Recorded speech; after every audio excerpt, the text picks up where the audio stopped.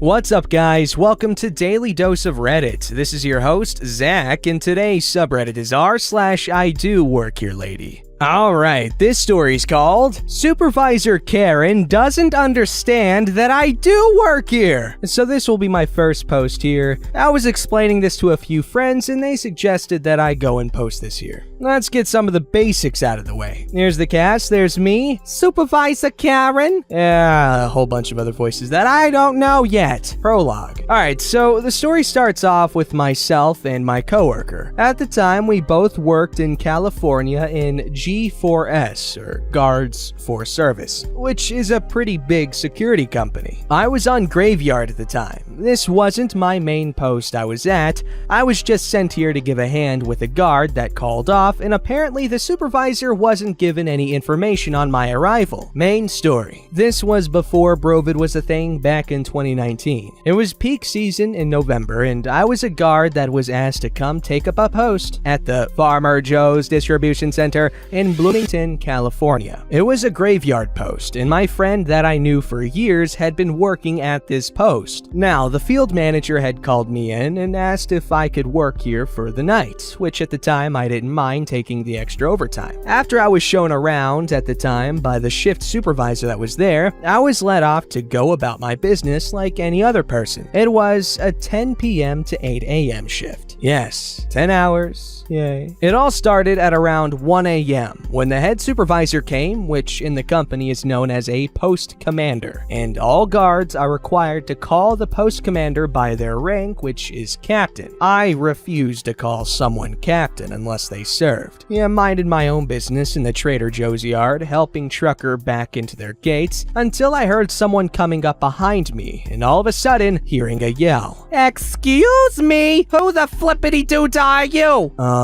My name is Kyle. Nice to meet you. I was told to come work this shift by another manager. No, I asked for someone specifically. I didn't ask for a fat ass like yourself. Now, at this moment in time, I was getting pissed off because of her general rudeness and questioning in my mind. Someone specific? Well, they sent me, and I'm sorry you didn't get who you wanted, but I'm only here to do a job that the field manager sent me out to do. Well, you can kindly escort yourself off the property for trespassing, as I did not request for you to come to my site, mister. Otherwise, you'll leave me no choice but to call the police. Sorry, but as required by the field manager, I'm to stay at the post until the end of my shift. I was asked to do a job, and I will be doing the job regardless. You can call the police if you want. I'll call the field managers. Now, I was pissed and wanted nothing more from her, but she actually did call the police on me. They showed up roughly 30 minutes later. Police Officer 1 shows up with partner, which is Police Officer 2. What's the commotion all about? Sir, if I may, before I could continue,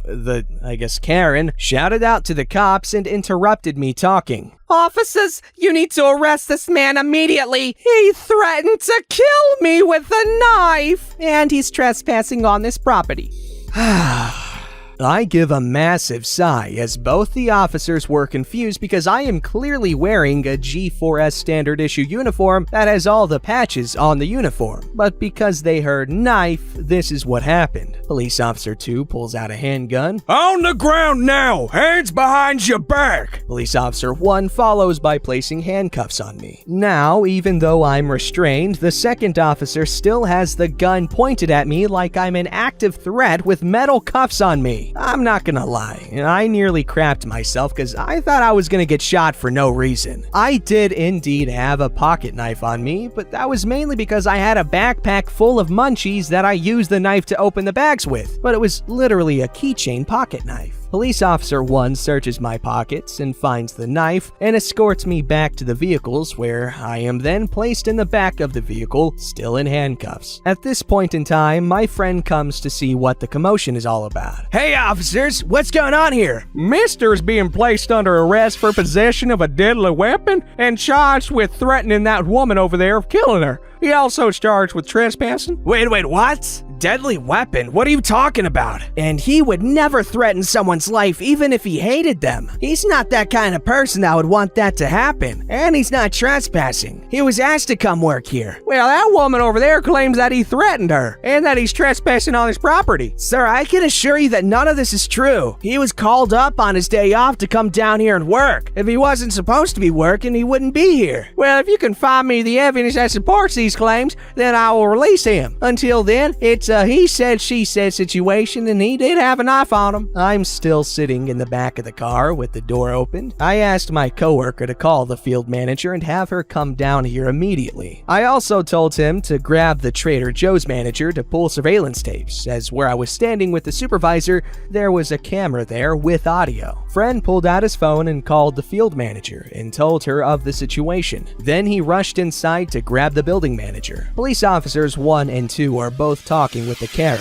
a little bit away from the vehicle, and I can barely hear. But I guess one of the police officers called for a supervisor of their own. Shortly, a second police car shows up, and it's the police sergeant. He came to the window where I was sitting patiently and waiting, and asked my side of the story, and I told him everything. Finally, the field manager shows up with our office's regional director. Friend comes outside with the manager of the building. Everyone pretty much calmly talks at this point, since there were so many stories being thrown around. Field manager said to me, "Why are you in the back of the police car?" "Well, that's why I had friend call you. It's because that psycho beach tree decided to have the cops called on me for trespassing, and added an extra decision by telling the cops that I threatened her with a knife." Field manager and director both look towards the police and gets their attention. "Officers, this is all a big misunderstanding. OP was called on his day off to come work at this post, as per asked by field manager." "All right, well, that doesn't explain the threat with the knife," Manager of the building says. "I could take you inside, where I could show you the cameras which have audio recording." Police sergeant and building manager go inside to look over the footage. Now at this point in time, you can see Karen screwed up because she turns pale frickin' white, knowing she's just gotten herself in trouble. Police sergeant returns and pulls me out of the car and takes the handcuffs off of me, then hands me back my knife and my backpack. "All right, I've reviewed the footage and there is no hostile threats from you. All charges are going to be dropped and you're free to go." Thank you, officer. I appreciate your assistance with this matter. Police sergeant walks over to Karen and places handcuffs on her. "You're under arrest for lying to law enforcement, filing a false police report, and calling for false emergency." After the whole situation went down, the stupid dumbass Karen went to jail that night. I didn't ever see her again. I went to a meeting with my manager, the field manager, and the director. They told me the situation had been handled and offered me the post commander position there. I asked what happened to Karen, even though I really didn't care. They told me she was released the next day and completely fired and banned from ever applying with G4S. I then turned down the request for post commander as the drive alone would kill my gas. 2 weeks later, I left G4S, got a better paying post in Allied Universal, and the drive was 3 times closer than my last post. Plus, I've decided it was time. I went back to college and am now working on my bachelor's degree in aerospace engineering. Lesson to be learned here: never take it over the edge until you've gotten the information and facts first. I mean, personally, I'm gonna stay being trigger happy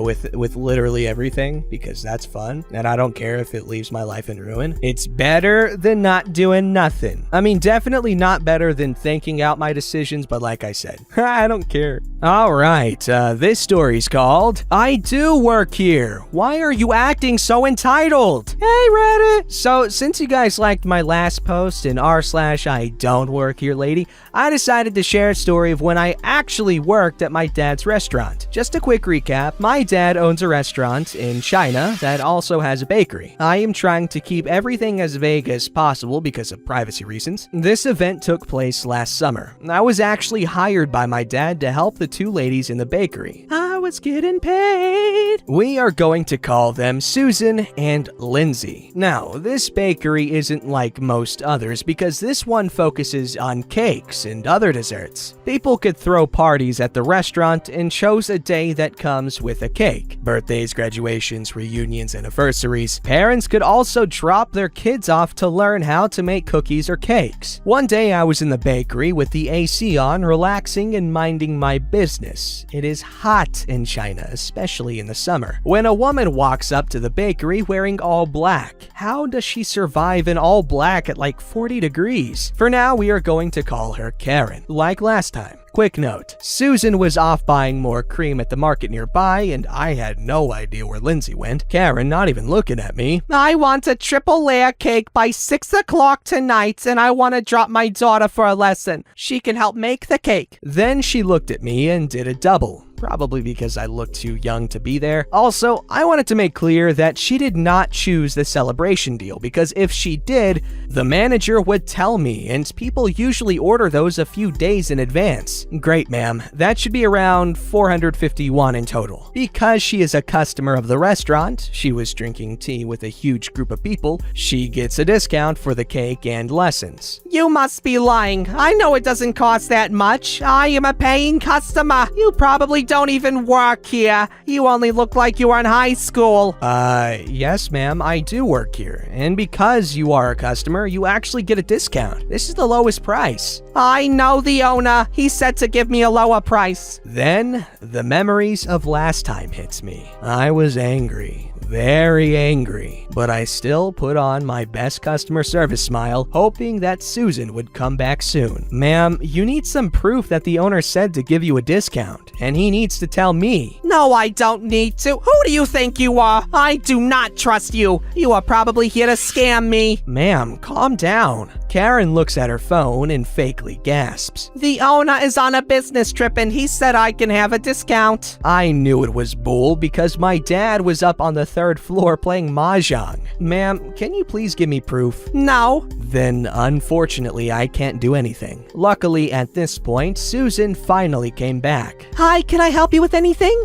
Yes, I want a triple layer cake and my daughter to take a lesson today, but this child is pretending that she works here and has given me an unreasonable price. Ma'am, she does work here, and the total price is around 500 yuan. I didn't even correct her about the price because Karen was being so rude to me. But she said it was 450 yuan. Oh, she must have got confused. It's actually 500 yuan. Susan looked at me with a smirk. Karen grumbles and agrees to pay that much. Her daughter later came and was also very stuck up, but only to me. She acted like she knew everything about baking, but didn't even know what goes into a cake. I don't blame her because she was raised by a pretty crazy person. Honestly, the amount of people who pretend that they know the owner surprises me. Although these two events happened a few years apart. Thank you for reading this long story. Have a nice day. No, you have a nice day. That's a funny story. She tried to, and then she got a big sucker. Alright, this story's called The Professor. It was the first day of a new semester at university. As a student in business administration, that was my major, business administration marketing specialty. One of the new courses had to do with hospitality management, more specifically, restaurant management, and was being taught by a new professor. As is common with the first day of class, especially with new professors, we were asked about whether we had any previous experience on the subject of the class, or anything close to it, be it work experience, other courses, etc. During which I stated that I had worked 4 years at a seaside hotel nearby and had gotten to see different parts of the whole managerial process from different points of view. What came next was this conversation in front of the entire class. Oh, you've worked at Hotel X? Yeah, I've worked a bunch of different posts there during summers. How did you feel about working there? I've not heard the best about the higher-up management. Well, I personally had no problem with management. They're family after all, and I know that after so long, people can feel like family. But still, my mentor is a close family member to the owners, and he has told me many stories about them and how they manage the hotel in not the best of ways, how they can be at times weird, etc. While she was going on and on about that, some of my friends who knew what was about to happen were looking at me wide-eyed, others smirking, and I was just laying back on my seat waiting for her to finish. I don't think you heard me right, miss. The management, the owners, they are my family. The owner is my grandmother. Never have I seen someone's face more instantaneously change between feelings and colors. First confusion, then realization, then embarrassment, and of course a few gasps from those who weren't in the know. After a good few seconds of silence, she turns to me and she just says under her breath, almost like a whisper, "I'm so sorry." I just laughed it off and she just continued. After we were dismissed, I went and told her it's all good and to not worry about it. She told me that she just said what she was told from her mentor, who ended up being a second cousin of my grandma that we have almost no connection to whatsoever. Lesson to learn: don't talk crap about places you've never been to people you don't know.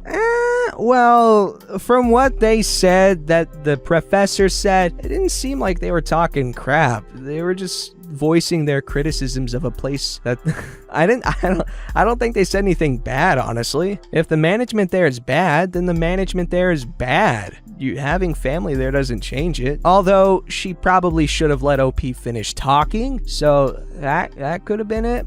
But other than that, I don't really, whatever. Don't forget to like, subscribe, and hit that bell to never miss an episode.